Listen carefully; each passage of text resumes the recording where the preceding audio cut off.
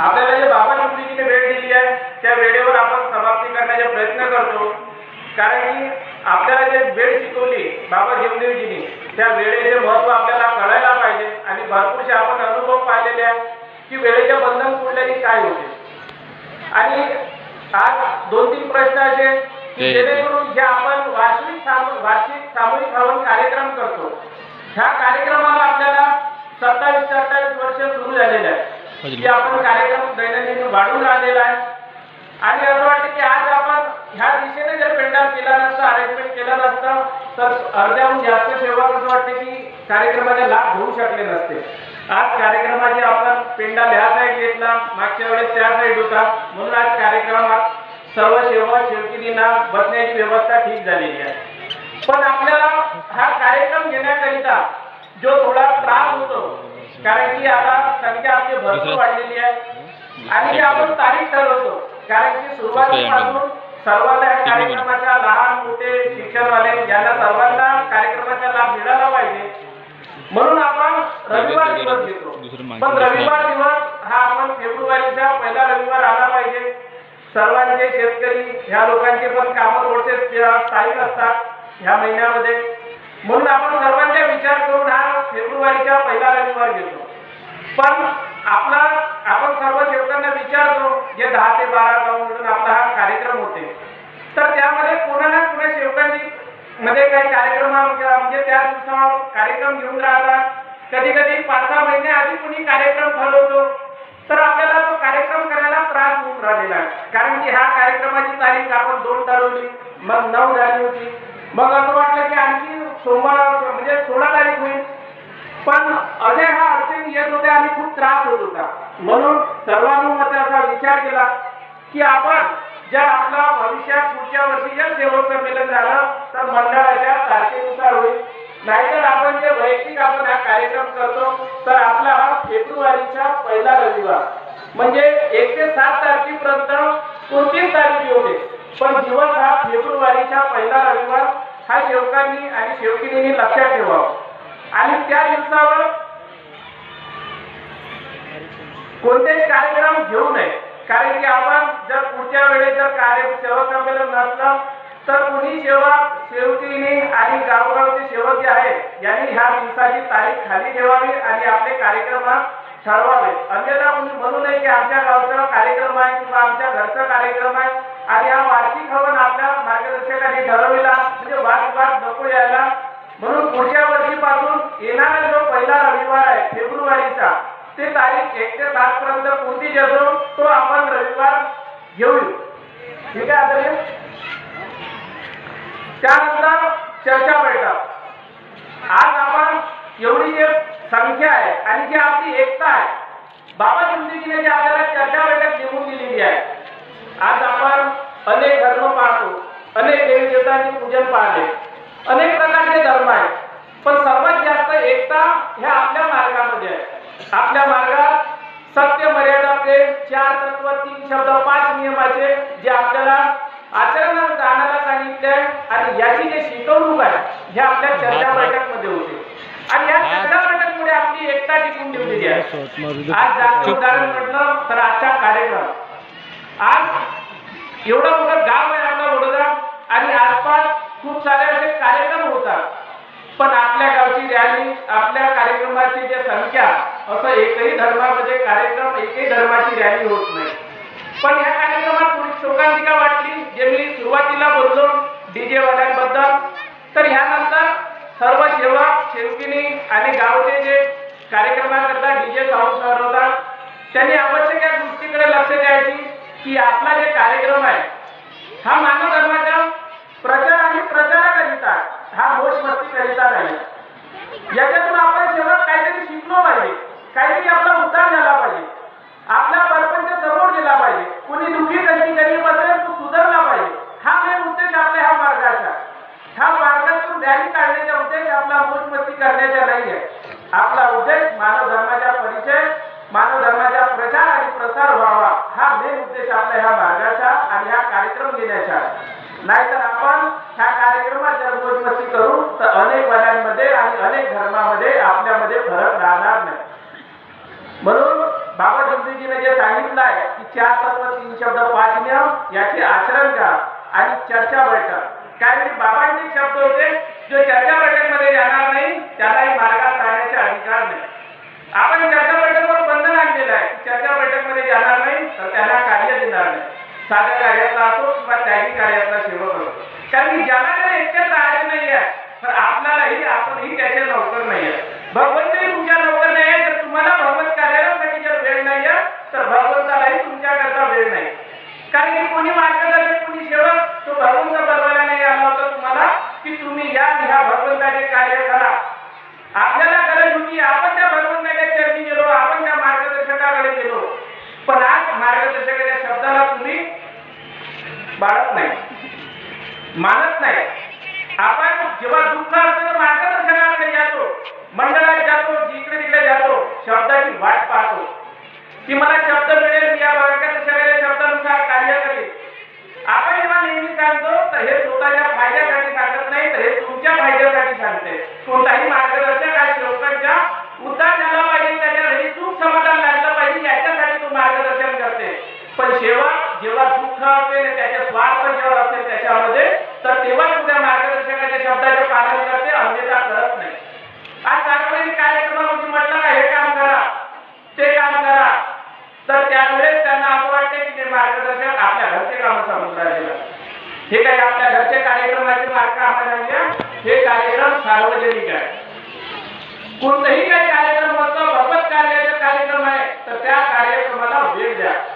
बाबांनी ते सांगितलं का भगवत कार्य 4 तत्व 3 शब्द 5 नियम आणि चर्चा बैठक, बाबांचा आदेश आणि बाबांचे आदेश मंडळ आणि बाबा जिंदगीच्या नंतर मंडळाचे आदेश आणि मंडळाचे आदेश हा मार्गदर्शकाला, मार्गदर्शकाचे शब्द तुम्हाला.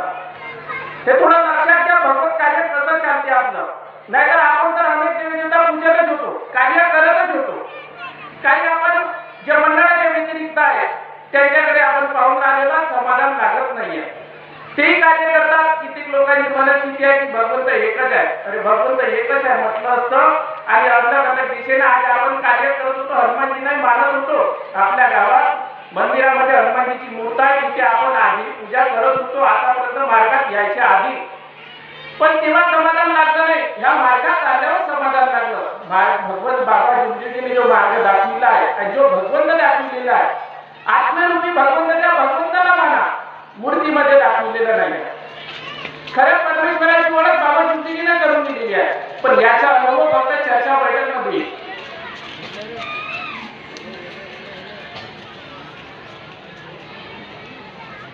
आज आपण 30 वर्ष 35 वर्ष झालेले आहे. आज माझ्या जन्मी म्हटला तर मार्गात झालेला आहे. मी लहान असताना हा मार्ग स्वीकारला होता. 6 महिन्याच्या मी कधीच माझ्या घरी कोणत्या देवधर्माची पूजा नाही पाहिली, पण या मार्गाच्या रूपेक्षेने जेव्हा चाललो, चर्चा बैठकमध्ये गेलो, सर्वच गोष्टी केल्या, तर माझ्या कर्माने मला आज मार्गदर्शक पद मिळालं. तुमच्या सोबत बोलत आहोत. नाहीतर कित्येक सेवक आहेत ज्यांची मुलं आज मार्गाच्या वाईट व्यसनाही लागून राहिलेल्या आहेत, कारण की त्यांना अभाव आहे चर्चा बैठकीचा. आपण म्हणतो मला संगतीने बैठला, संगत त्यांची अशी होती, मित्राच्या संगतीने दारू पेला, मित्राच्या संगतीने असं झालं. अरे आम्ही जेव्हा मार्गात होतो, आमची चेष्टा करत होते, आमचे मित्र 10 पैकी 9 लोक अनेकवाले होते, आम्ही एकच मार्गीवाले होतो, पण आम्ही आपले कधी आत्मविश्वास डगमगू दिला नाही. आमच्यामुळे त्या अनेक पाल्यांवर असर झाला, अनेक पाल्यांचा असर आमच्यावर नाही झाला. आणि आजचा सेवक म्हणतो की तो मित्र दारू पेत होता, त्याच्या सोबतीने मी घेतला, घरात राग होईल आला, अनेक प्रकारचे नाना प्रकारचे बहाणे बनवतो, तत्वशब्द नियमाचे अवहेलना करतो आणि दुःखास पात्र होतो. म्हणून आपल्याला जर दुःखास पात्र व्हायचे नाही आहे, आपला प्रपंच समोर चांगला न्यायचा आहे, जसं सुख समाधान मिळो, याच्यापेक्षा जर आणखी सुख समाधान आपल्या घरी लागलं पाहिजे, त्याच्याकरिता चर्चा बैठक. चर्चा बैठकीला जास्तीत जास्त महत्व द्या. वेळ आपल्याकडे कमी आहे, एक अनुभव आहे. आताचाच अनुभव होता. मागच्या वेळेस धारण्याला सेवक संमेलन झालं, त्या सेवक संमेलन मध्ये मला अनुभव मी सांगितला. आपल्या गावचाच अनुभव आहे. आपले दिलीप भाऊ वंजारी पेवटा, आपल्या गावात त्यांचे भाऊ राहतात अनिल वंजारी. गावच्या सेवकांना अनुभव माहित आहे. त्यांनी अशी चुकी केली त्यांच्या वडिलांनी की त्यांच्यावर एवढे मोठे दुःख आले की आपण विचार करू शकत नाही. भीतर आजपर्यंत तसा कधी दुःख पाहिलं होतं. जी पहिल्यांदा फर्स्ट टाइम ते दुःख पाहलं त्या सेवकावर की हे दुःख कशा प्रकारे भगवंत म्हणजे कसं काम करतो, भगवंत कसं काम करतो ना, भगवंताचा जो साक्षात्कार चमत्कार होतो हा काय आहे, हे आणखी आपल्याला जास्तीत जास्त विश्वास म्हणजे त्या अनुभवावरून आणखी बसला भगवंत. त्या सेवकांवर त्याच्या डोक्याचं ऑपरेशन झालं आणि डोक्याचं ऑपरेशन झाल्याच्या नंतर 2-4 दिवसांनी दिलीप बंजारे पेवटा आता आले असतील, इथे आहेत का, आहेत ते सेवक आहेत तिथे, ते उभे झाले आहेत. त्या सेवकांची सत्य परिस्थिती आहे, 1 ते 1.5 महिन्याची गोष्ट आहे. यांच्या डोक्याचे ऑपरेशन झालं आणि 2 ते 3 दिवसानंतर ह्या व्यक्तीला दिसायला नाही लागलं, म्हणजे अजिबात दिसत नव्हतं. त्यांच्या भावाकडे हवन होतं आणि त्यांनी अचानक विचारलं, जेव्हा मला विचारलं तेव्हा मला काही कळलं नाही की हे काय म्हणत आहे म्हणून. त्यांनी म्हटलं की माझ्या भावाला अचानक दिसत नाही आहे आणि दवाखान्यात नेत आहे. त्यांनी जेव्हा म्हटलं मला काही समजलं नव्हतं आणि मला लवकर हवन करायचं आहे, म्हणजे त्याला हवनात बसवून दवाखान्यात न्यायचं आहे. म्हटलं ठीक आहे, जर अशी काही परिस्थिती आहे तर लवकर हवन करून घे, कारण की हवनाच्या टाइम वेळाने सांगितलं होतं. पण म्हटलं तुला जर अशी परिस्थिती आहे तर असं कर, व्हॉट्सअप आपला ग्रुप आहे त्या ग्रुपवर टाकून दे, वैयक्तिक ज्यांना सांगता येते त्यांना सांग की नाही हवनाच्या टाइम मी हा दिला होता, पण ह्या काही कारणास्तव मला दवाखान्यात जायचं कारण आहे, त्यामुळे मी हवन हा लवकर करत आहे. मग त्या सेवकांनी हवन लवकर केलं, त्या भावाला हवनामध्ये बसवलं आणि दवाखान्यात नेलं. जेव्हा त्या डोक्याच्या डॉक्टरकडे नेलं तेव्हा त्यांनी सांगितलं की यांना पूर्णपणे रिपोर्ट नॉर्मल आहे, यांना न दिसण्याचं कारण हे काहीच नाही आहे. आपल्या डोक्याच्या डॉक्टरने रिपोर्ट नॉर्मल दाखवली. त्यानंतर त्यांच्याकडे रविवार दिवस होता आणि सोमवार दिवशी त्या भावाकडे चर्चा बैठक होती. रविवार दिवशी त्यांनी पूर्ण चुक्या त्यांच्या लक्षात आल्या आणि जेव्हा ते आई वडिलाला घेऊन आले, आईला घेऊन आले, पूर्ण परिवाराला बोलवलं की तुमची काहीतरी चूक असेल. आणि जेव्हा त्यांनी सांगितलं, त्यांच्या आईने सांगितलं की नाही माझे पतिदेव हे मंदिरात जातात, मारुती याचं मारुतीचं मंदिर आहे, तिथे भजन कीर्तन करतात आणि मी कापूर सुद्धा घेताना पाहिलं. म्हणजे आपण मार्गात येतो, दुःखी कष्टी असतो तेव्हा आपला ह्या मार्गावर विश्वास बसते, पण जेव्हा आपण जेव्हा आपलं दुःख दूर होते, त्या दुःख दूर झाल्याच्या नंतर आपल्याला अनेक देवांचे नाव सुचतात, त्यांचे धर्म सुचतात, त्यांना फिरणं म्हणजे त्यांच्यावर आस्था बसणं आपलं सुरू होते. पण दुःख असते तेव्हा आपण सर्व गोष्टी विसरतो आणि त्या परमेश्वराला मानतो, घरचे असलेले देव धर्मही फेकून देतो. पण सुखात आपल्याला दिशा बोलवते. ते वडिलांची त्यांनाही काही म्हणता येत नाही, कारण की वय मर्यादा आहे. आज माझ्या आजोबांचे त्यांची वय आहे, त्यांनाही बोलायच्या वेळेस आपल्याला विचार येत होता की काय बोलावं, कारण की ते असे रडत होते, त्यांची बुद्धी बरोबर काम करत नव्हती, वयस्कर आहेत. त्यांनी सांगितलं का हो माझ्या हाताने चूक झाली, त्यांना खूप चांगल्या प्रेमाने विचारलं, कारण की आपण जोरजबरदस्तीने विचारू शकत नव्हतो, तेवढे वयाचे व्यक्ती आणि आपली वय कमी, आपण लहान, आपण कशाने त्यांना कसं विचारायचं, काय बोलायचं, कधी कधी आम्हालाही विचार येते, कारण की सेवक लोक असे कर्म करतात की कर्म करणाऱ्यामध्ये जेव्हा समोर व्यक्ती राहते त्यांची वय आणि आपल्या वयामध्ये फरक पाहतो तेव्हा वाटते की यांची बुद्धी कुठे गेली, यांची वय आहे की आम्हाला मार्गदर्शन करावं, आणि ह्या सेवकांना स्वतः मला मार्गदर्शन करावं लागते, चांगल्या वयस्कर लोकांना. असे कर्म आपण करतो. त्यावेळेस त्यांची चूक सोडवणूक केली, भगवत कार्य करायला सांगितले आणि दुसऱ्या दिवशी त्या सेवकांच्या भावांच्या इथे अनिल वंजारी यांच्या इथे चर्चा बैठक होती. चर्चा बैठकच्या दिवशी त्यांना थोडं दिसायला लागलं आणि रविवार दिवस गेल्याच्या नंतर त्यांनी सांगितलं का मी यांना, मला तर वाटते की नाही यांची काही भगवत कार्याची चूक आहे, पण मी डोळ्याच्या डॉक्टरकडे सुद्धा नेऊन पाहतो, एक आपली शंका दूर करतो. त्यांनी डोळ्याच्या डॉक्टरकडे गेलं, डोळ्याच्या डॉक्टरवाल्यांनी सांगितलं, त्या डॉक्टरनी सांगितलं की यांची रिपोर्ट पूर्णपणे नॉर्मल आहे, यांना काहीच फरक आहे नाही. आता मलाही सुचत नाही की यांना दिसत का बरं नाही. त्यांच्या भावांना पूर्ण विश्वास होता की नाही आपण कुठेतरी मार्गाला चुकलो, आपली चूक झाली आहे, आणि त्यांचा जो ठाम विश्वास होता ह्या भगवत कार्यावर, तर त्यांनी सरळ सांगितलं जर तुमचे उपचार झाले असेल तर आता मी आपल्या भगवंताचे कार्य करतो आणि भगवंताचे मार्गदर्शक म्हणत तसा मी करतो.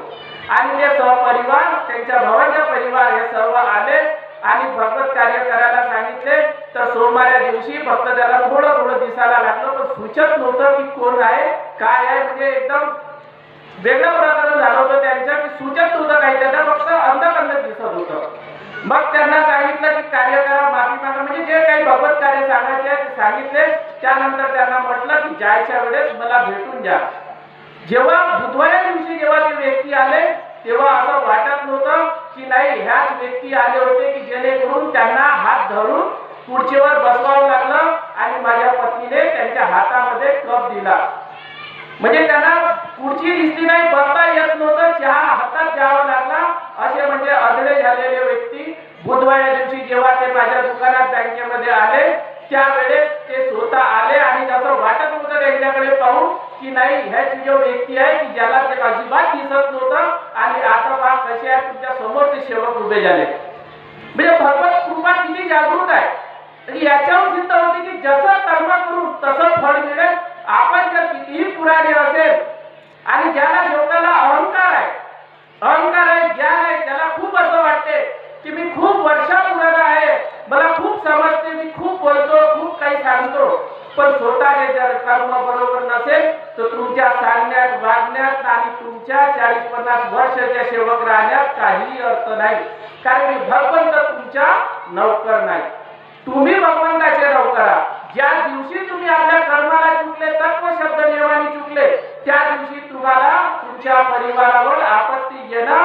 हे 101% तुमच्या मागे आपत्ती येणार म्हणजे येणार. आणि जर तुम्ही 30 वर्षाचे नाही 3 दिवसाची जर सेवक आहे आणि तत्व शब्द नियमाचे काटेकोरपणे पालन करत आहे तर त्या 30 वर्षाच्या सेवकाला महत्व नाही, तर तुमच्या 3 दिवसाच्या सेवकाला महत्व आहे. म्हणून चर्चा बैठकीचे महत्व 4 तत्व 3 शब्द 5 नियम, बाबांचे आदेश, मंडळाच्या आदेशाचे पालन करा. तुमच्या जीवनात कधीच दुःख येणार नाही. बाबांनी जे म्हटलं आहे की मार्गात येणारा सेवक दुःखी कष्टी गरीब कधीच राहणार नाही, त्याच्या पायाला काटा सुद्धा काढणार नाही. हे बाबाचे शब्द सत्य आहे आणि आजही ते घडून राहिलेले आहे. म्हणून एवढंच बोलून मी आपल्या शब्द पूर्ण करतो. माझ्या